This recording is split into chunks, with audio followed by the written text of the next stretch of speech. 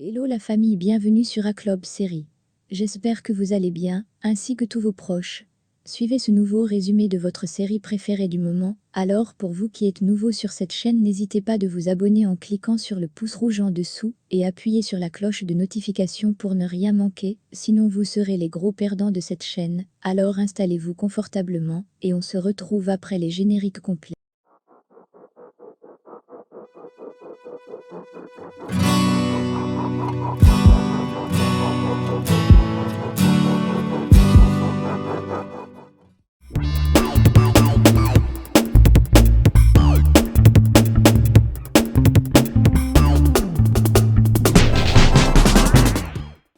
Alicia est excitée parce qu'elle a enfin pu voir Martin.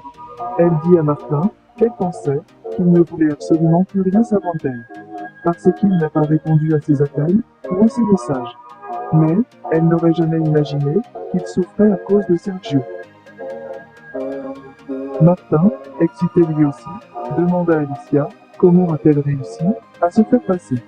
Alicia répond que c'était grâce à Mabé, et lui demande gentiment de se calmer, car Yuri et elle vont faire tout leur possible pour le faire libérer. Ils ont soulevé le corps de Samuel, pendant que Lorena et Gonzalo observent la situation d'un étonné. Mais Fedora se sent soulagée et en tête. Karina est émue par ce qu'elle a dû faire, mais Gutiérrez souligne qu'elle a fait son travail. Julieta dit à Yuri et le Cholo que faire l'entretien est la meilleure chose, car il pourra donner sa version des faits. Seulement, ils vont devoir savoir comment ils vont le faire sortir de la maison, car il n'y a pas de place pour l'interview ici, et il ne prévoit pas d'avoir un fugitif dans sa maison. Yuri souligne que ce sera difficile, car il a une patrouille qui le suit toutes les 24 heures. Julieta se moque en disant que ces imbéciles n'imaginent même pas qu'il se cache dans la maison de son amant. Mojica communique avec Sergio pour l'informer que Martin est protégé par Mabé et son avocat, qui est Yuridia Carranza. Facundo demande à Maruya de donner une opportunité à Alicia et la fait remarquer qu'Alicia l'aime, qu'elle a même envoyé sa fille, l'avocate, pour le défendre. Facundo dit à Maruya que la seule chose qui le dérange est l'âge d'Alicia. Elle a eu la malchance d'être née 15 ans avant Martin. Alicia rencontre Gonzalo, Fedora et Lorena au ministère. Ils expliquent brièvement ce qui est arrivé à Samuel et qu'il ne pourra plus faire de mal à personne. Martin dit merci à Mabé pour son aide. Mabé lui dit qu'elle ne pense pas que ce soit une bonne idée pour Yuridia d'être son avocat, car elle est encore très inexpérimentée. Mabé lui dit qu'elle va l'envoyer les avocats du journal pour qu'ils le soutiennent. Car elle n'a pas l'intention de laisser Sergio Carranza commettre une injustice. Carlotta et le diable arrivent à l'école avec Sofia. Ils vont tous les trois manger. Carlotta remercie le diable pour son aide. Julieta dit à Yuri qu'elle a déjà tout organisé dans sa maison pour l'interview. Yuri demande s'il ne devrait pas attendre un peu, parce que la police pourrait les découvrir. Julieta le nie et dit que c'est le moment opportun pour l'entretien. Et ils mettent le Cholo dans le coffre, comme elle l'a apporté à la maison. Miranda apparaît et les observe secrètement. Yuri et Julieta la soulignent qu'ils n'ont pas le temps pour un adolescent. Miranda irritée dit à Yuridia que sa mère va être très heureuse quand elle découvrira qu'elle est la meilleure amie de Julieta. Puis s'en va. Julieta met le Cholo dans le coffre de sa voiture. À ce moment précis, Sergio arrive en prétendant que Julieta n'est pas allée à la chaîne et reproche à Yuridia pour l'avoir trahi pour Martin. Julieta n'arrive pas à y croire et lui dit de rester et de clarifier cela avec son père, et qu'elle l'attend dans sa maison.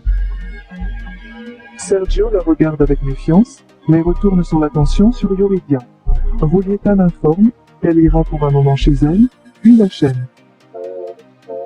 Madame Elba entend une conversation que Marcella a avec Kike, où elle lui demande d'aller à l'école pour récupérer Lina. Kike refuse, et Marcella souligne que s'il suit les traces de son père, il finira par mourir. Fabien dit à Rebecca qu'il a dû avouer sa maladie à son fils parce qu'il l'a exigé et qu'il a remarqué quelque chose d'étrange quand ils ont parlé au téléphone. Rebecca ne se souvient pas avoir parlé avec son fils. Mujika avise Karina qu'elle est suspendue et fera l'objet d'une enquête, car il a violé la procédure régulière en lui tirant dessus.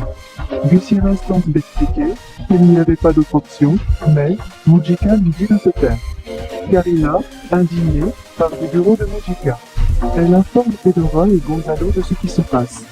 Fedora entre immédiatement dans le bureau de Mujika et lui demande, si c'est un crime, de défendre deux personnes en danger de mort. Ce qui se passe, c'est qu'il a un problème avec le fait que ce soit une femme qui a agi. Elle avertit Mujika qu'elle va parler à quiconque dans la presse qui veut les quitter. Car ici, ils ont l'intention de punir un fonctionnaire pour le simple fait d'être une femme. Julieta court vers sa maison, elle appelle Chiki pour confirmer qu'elle est prête.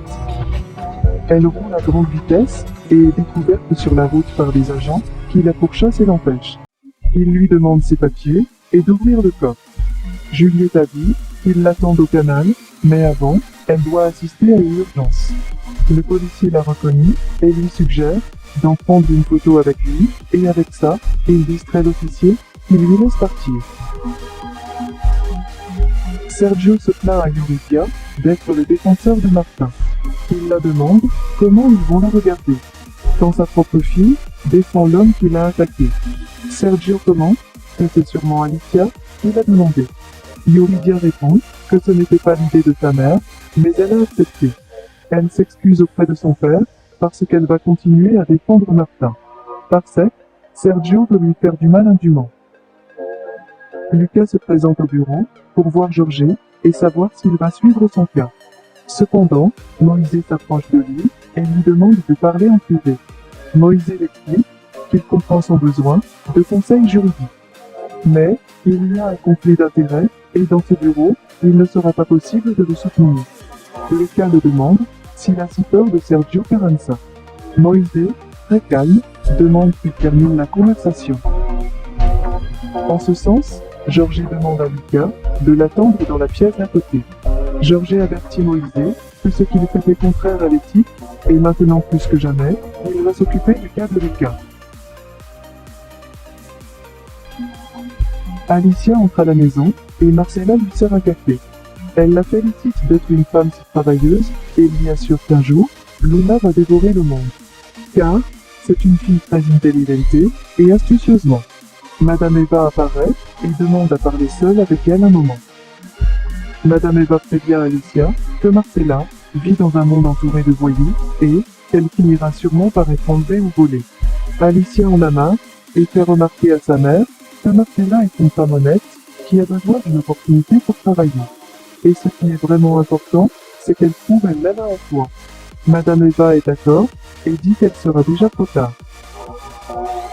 Chiki dit à Julieta qu'elle a tout fait pour l'entretien, elle lui donne un numéro de téléphone et un message qu'il devra transmettre dans 45 minutes.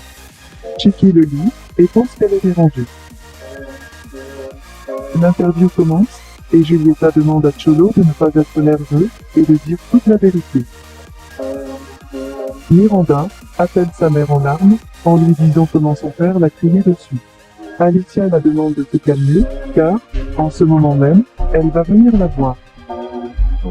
L'heure déterminée par Julieta passe, et Chiki appelle le numéro qu'ils ont indiqué pour donner le message. Alicia consomme Miranda.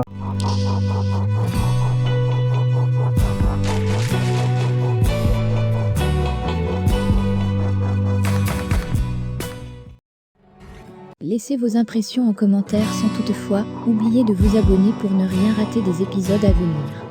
Alors j'espère que vous avez aimé ce résumé, on se retrouve très bientôt pour un nouvel épisode. Bisous bisous et portez-vous bien.